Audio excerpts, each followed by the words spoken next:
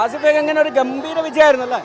ഗംഭീര വിജയമായിരുന്നു. കാര്യം ഫുട്ബോൾ എന്ന് പറഞ്ഞാൽ നമുക്കറിയാം ലാസ്റ്റ് സെക്കൻഡ് വരെ എപ്പോഴും അങ്ങോട്ടോ ഇങ്ങോട്ടോ കളി മാറാൻ സാധ്യതയുള്ള ഒരു ഗെയിമാണ്.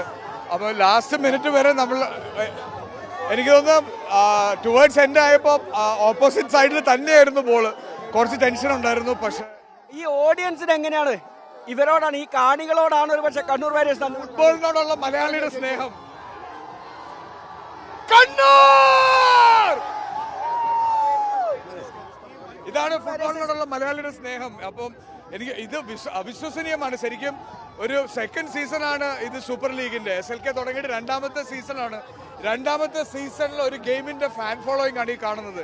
30,000 കപ്പാസിറ്റി ഉള്ള സ്റ്റേഡിയത്തിലാണ് ഓൾമോസ്റ്റ് 35,000 ആൾക്കാരാണ് നിൽക്കുന്നത് പുറത്തുമായിട്ട്.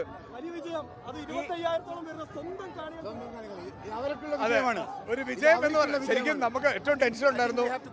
ഹോം ഗ്രൗണ്ട് കളിക്കുന്ന സമയത്തെല്ലാം ഒരു ചെറിയ ബാഡ് ലക്ക് പല രീതിയിൽ നമുക്ക് വന്നിരുന്നു. പക്ഷെ ഫൈനൽസിൽ ഈ ടൂർണമെന്റ് മുഴുവൻ എടുത്തതിനേക്കാൾ കോൺഫിഡൻസിലാണ് നമ്മുടെ ടീം ഇറങ്ങിയത്. പ്രത്യേകിച്ച് പറയുമ്പോൾ ലാസ്റ്റ് കിട്ടിയ റെഡ് കാർഡിൽ 10 പേരെ വെച്ചിട്ട് ഗ്രൗണ്ടിൽ കളിക്കേണ്ട ഒരു അവസ്ഥ വന്നു. അൺബിലീവബിൾ. കാണികൾക്ക് വേണ്ടി കപ്പ് നമ്മൾ കൊണ്ടുവന്നു. ഒരുപാട് കംബാക്ക് ആണ്. സെമി ആവട്ടെ, മുന്നേ മത്സരങ്ങളാവട്ടെ, കഴിഞ്ഞ ഫസ്റ്റ് സീസണിൽ വെച്ച് നോക്കുമ്പോൾ ഈ പ്രാവശ്യം കുറെ കൂടെ കോൺഫിഡൻസിലാണ് ഇറങ്ങിയത്.